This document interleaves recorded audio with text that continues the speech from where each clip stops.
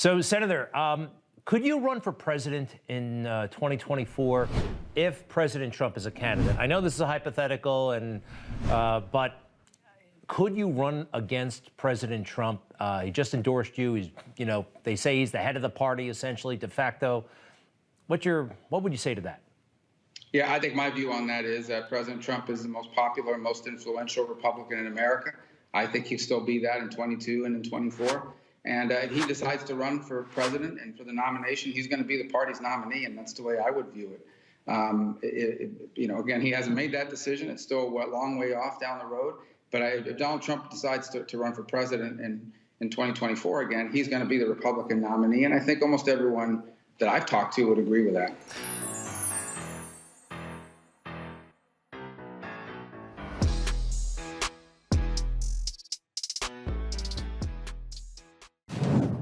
Ultimately, I'm always right. Ultimately, pretty much he is just about always right. Now, we also learned this week that another media hype Russia bombshell turned out to be a complete and utter fake news because, get this, U.S. intel is now walking back their claim from this summer, which became a campaign issue, about Russia offering bounties on U.S. troops in the Middle East in what is yet another complete debacle and embarrassment for the corrupt, compromised, democratic, socialist media mob and the Democratic Party. They spewed a lot of this fake news. They actually are now saying, yeah, the odds are very low that that ever happened, despite obvious holes in the story from the very start. And by the way, I talked to my sources, people like Adam Schiff, leaders in Congress, people on the House Intel Committee. They were all told this is not true. This is yet another Russia hoax. When in doubt, blame Russia. The White House also responding tonight to a bombshell report accusing Russia of offering bounties to the Taliban to kill American soldiers in Afghanistan, with President Trump denying he was ever briefed on the allegations. The New York Times was first to report that Russian military intelligence offered cash bounties last year to Taliban fighters for killing American troops in Afghanistan, and that U.S. intelligence had included the Russian bounties in writing for the presidential daily briefing book and a March interagency meeting. Both the White House and Director of National Intelligence did not dispute the Russian bounty itself, but denied the president was briefed. President Trump speaking out for the first time since reports surfaced that Russia paid bounties to Taliban-backed militants to target U.S. troops, explaining why he says he was not initially briefed. This didn't rise to the occasion. And from what I hear, and I hear it pretty good, the intelligence people many of them didn't believe it happened at all. I think it's a hoax. Think about this timeline, right? President Trump gets briefed in March that Russia is paying bounty money for dead American soldiers right now. And his response to that is nothing. This is as bad as it gets.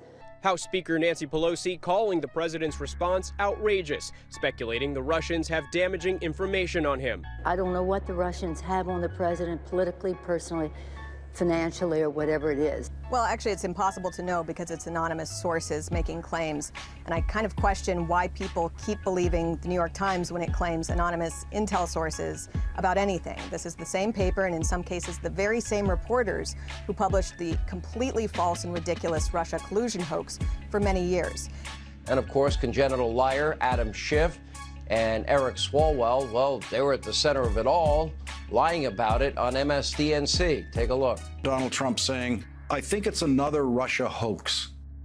Well, the White House doesn't deny that it was in his presidential daily brief. And so when the president says it didn't make it to his desk, he's just lying about it. Apparently, he's also lying about reading those briefs. But this is not a hoax.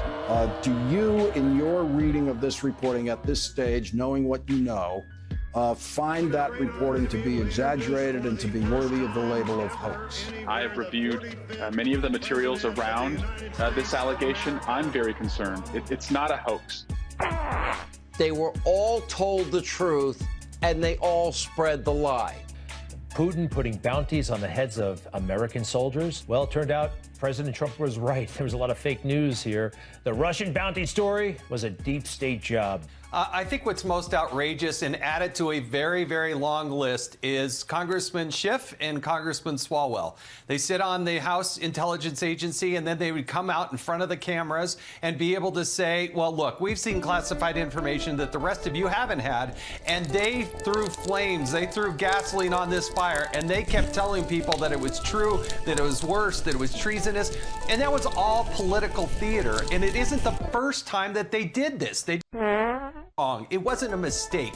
It was a calculated political ploy. And why these two still sit on the House Intel Committee is just fundamentally wrong. And shame on Nancy Pelosi for continuing to appoint them. Vladimir Putin and Russia offering bounties on the heads of U.S. soldiers, airmen, Marine, and sailors to have them killed. A reward of sorts. Incentivizing the murder of U.S. troops in Afghanistan.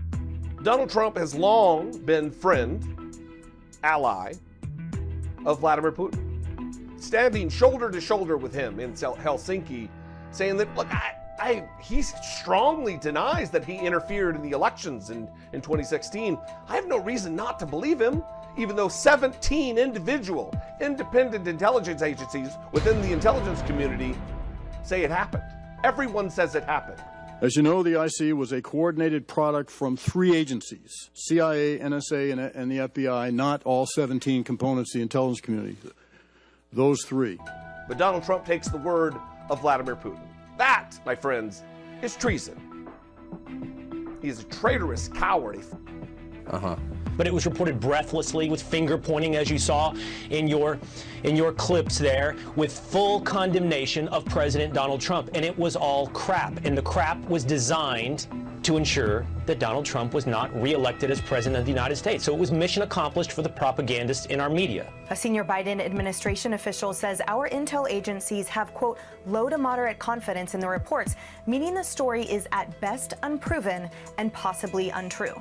This was a huge deal in the left-wing media. Rachel Maddow hyperventilating on her show.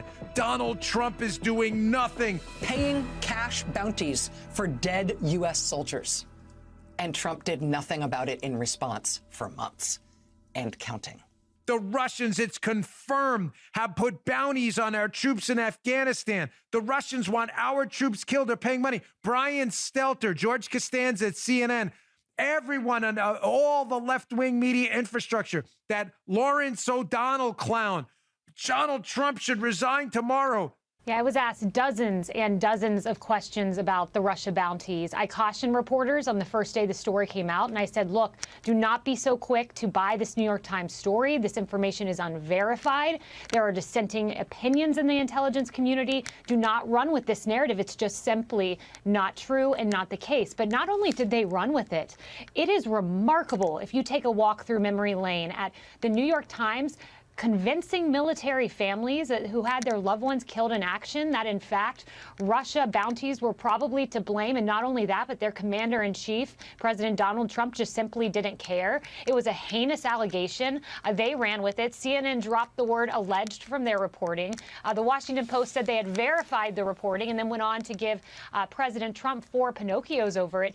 It was amazing. It was a story that a narrative that set in the summer and one that took hold and was so heinous at the heart of it that the commander-in-chief would not care about United States military men and women in the line of battle. It was egregious, and I'm glad that this day of accounting has come. We're fact-checking Trump. What an idiot. You see the hilarity of this right now? The hilarity of this? The tragic hilarity of this? You have these nutbag, lunatic, lying frauds at CNN, the Washington Post, the New York Times, MSNBC, constantly promoting fake, false stories every day while simultaneously trying to get us removed from the internet for misinformation. Do you not see what's going on here? Well, Joe Biden owes President Trump an apology. Joe Biden used that line of attack multiple times in the campaign to include in the presidential debate. I don't understand why this president is unwilling to take on Putin when he's actually paying bounties to kill American soldiers in Afghanistan. Joe Biden really owes Donald Trump an apology, as does Kamala Harris and every other Democrat that attacked him on the basis of unsubstantiated media reports. Unfortunately, there are probably some people in the government who didn't like Donald Trump, wanted to help Joe Biden get elected, and they selectively leaked it without providing the proper context to it. That Russia paid bounties to Taliban militants for the killing of U.S. troops in Afghanistan. Overnight, President Trump dismissed the intelligence, denied being briefed on it, as new reports emerged saying those payments did in fact lead to the death of Americans. Despite no evidence that the story was true, fake news CNN, the New York Times, Daily Beast, all our friends, they all pushed this conspiracy theory. Even the Washington Compost, they even claimed that Trump lied when he said the story wasn't true. Is it going to be a retraction, apology, anything like that? Is there any integrity in the mob left? Think about this, that Americans found out this weekend that Vladimir Putin is paying to put bounties on the heads of American troops. That's right. More fake news upon fake news. All the intel agencies have this information. The National Security Council had a briefing on this. And of course, Grinnell and all these other stooges, first of all, they started by lying about it, saying, oh, no, nobody knew about that. That's a total lie. Former Director of National Intelligence, Rick Grinnell. Look, I don't know exactly who was pushing this, but I can tell you that it was anonymous sources, because on the record, there were multiple people at the NSC, at the White House, at DNI, and at CIA that were saying that this hype from the New York Times is not accurate. He's going to deny it. He's going to lie about it. But then he's going to refuse to do what any other president would do to Vladimir Putin. Well, today we learned that that story wasn't really true. He has remained silent. Instead of defending American troops and pushing back on Russia and pushing back on Putin, who has he pushed back on? The issue is the story's fake. It was made up by an Afghani detainee, apparently trying to curry favor with forces who were detaining him by completely making up the story. Not only did they not figure out that this story was a hoax by actually checking it, they just took the intel community, many of whom hated Donald Trump's word for it, that this in fact happened when it was a hoax. Just think it, but again, since this has come out, no condemnations from Donald Trump. Nothing. Towards Vladimir Putin. And it's not even a surprise because he's beholden, even when American lives are in danger. Obviously, you can't get into anything classified, but just how much this jives with what you know, or your assessment of the sort of contours of the overall story as they've been told in the press. Well, you're right. I can't get into any classified information, but is this another situation where the president either was told and just rejects it, or his people are too scared to tell him because it contradicts this narrative of Vladimir Putin being his buddy? Now, I want to point something out about what Adam Schiff did there in the clip that you showed. He talked, instead of talking about intelligence, remember he's the chairman of the Intelligence Committee, instead of talking about the intelligence that he was briefed on, and he knows the story is hyped, he then switched and talked about the public reporting of the hype. Instead of giving us caution, he went with the hype. This is how you manipulate intelligence, and yet he's the head of the Intelligence Committee. This is like the 9th time that we have now seen him lie. He should be removed as the chairman of the Intelligence Committee. Guess who else is saying that the intelligence community's information on Russia trying to kill our troops is fake news? Guess who's using the same language as Donald Trump? Yo mama. Donald Trump is parroting Vladimir Putin and Vladimir Putin's propaganda chiefs. Donald Trump said, hey, the time, it was never brought to my attention. I think it's another Russia hoax. They've been giving me the Russia hoax, Shifty Schiff and all these characters from the day I got here. And fact checkers checked him on it. Donald Trump is lying. I don't think we should be sitting here saying none of this is true. I think we need to be cautious in how we talk about it in a very tenuous situation on the ground. Remember, there was this whole side debate about whether he'd been briefed on this or not. So the media largely dismissed that at the time and said, oh, this is Trump kowtowing to Putin. What does Putin have on Donald Trump? And all of that. Will. With all due respect, Mo, that is not the responsible way to approach this story at this moment. The story was below weak from the start, but it was told with certainty. It was told with condemnation. You heard the clips. The statements by major media members were that Donald Trump knew of its veracity and, in a dereliction of duty, a completely amoral position, dismissed the stories as though he didn't care about the death of American soldiers.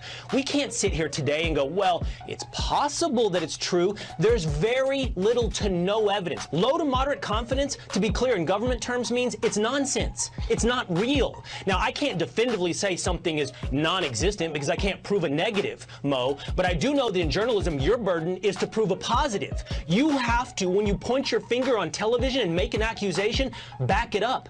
They didn't even try. Now, it's just like we've told you over and over again on this program, the Democratic sycophants in the mob and the media, they don't care about the truth, they don't care about facts, they don't care about reality. They use lies and smears and besmirchment and conspiracy theories and hoaxes if it helps Democrats and hurts Republicans and Donald Trump. Think about this. You're being told that they notified the British government, but they didn't even tell the President of the United States. Now, I just ask, how stupid do they think you are?